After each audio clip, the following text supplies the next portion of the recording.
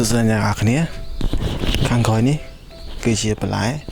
ដែលខ្ញុំតែស្រោចថ្ងៃហ្នឹងហើយមានខាងនោះដែរតែមិនមែនខ្ញុំអ្នកដាំទេឆ្នាំនេះគឺធីមជំនាញគាត់ដាំបើឆ្នាំមុនខ្ញុំអ្នកដាំអ្នកណាដាំក៏បានដែរនៅក្នុងរោងចក្រហ្នឹងគឺសិក្សាហ្នឹងយើងបេះញ៉ាំបានទាំងអស់គ្នាអញ្ចឹងយើងអ្នកហូបដែរអញ្ចឹងយើងតែដាក់ជីស្រោចទឹកវាឲ្យវាលូតលាស់ហើយយើងបានហូបបន្តទៀតអញ្ចឹងមកស្រោចបន្លែមកខ្ញុំទាំងអស់គ្នា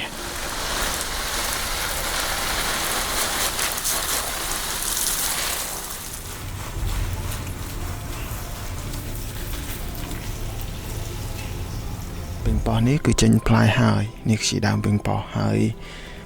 ពេញប៉ោះនេះមានផ្លែគូសំដែរខាងនោះ8ខាងនេះ8ហើយប្រភេទដើមចេះសាច់គឺឆ្ងាញ់ហ្មងសាច់ហើយផ្អែមខ្យោកមកមើលទៅបាទហើយហ្នឹងហើយអេមែនតើឥឡូវយើងមកមើលបន្លែងល់គ្នាតាមមានអីខ្លះពីច្រើនសាឡាត់អានេះឆ្ងាញ់អានេះហូបបានទូទៅអានេះក្មេងតែនេះរៀងល្វីងតិចណាចឹងអានេះហូបបានទូទៅហើយនេះគឺល្វីងខ្ញុំមិនទាន់ស្គាល់ឈ្មោះទេដឹងសាឡាត់តែសាឡាត់មានច្រើនប្រភេទខាងខ្លាំងមែនតើឃើញអត់ប្រភេទដាំគេគឺអញ្ចឹងគេដាំដាក់នេះមុនដំបូងខ្ញុំភ្លេចថតដំបូងគេដាក់សំណាញ់នៅខាងក្រោមគេស្អំដីហើយបន្ទាប់មកគេយកប្រភេទពូជនេះមកដាំខ្ញុំប្រភេទសាឡាត់ហ្នឹងគេធ្វើអញ្ចឹងហើយ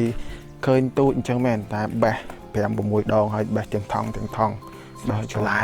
គឺទៅបានដល់ទីវិញចប់ហើយសង្ឃឹមថាណាក៏ទៅអាចដាំបន្លែនៅខ្មែរដុះបានប៉ុណ្ណឹងហើយ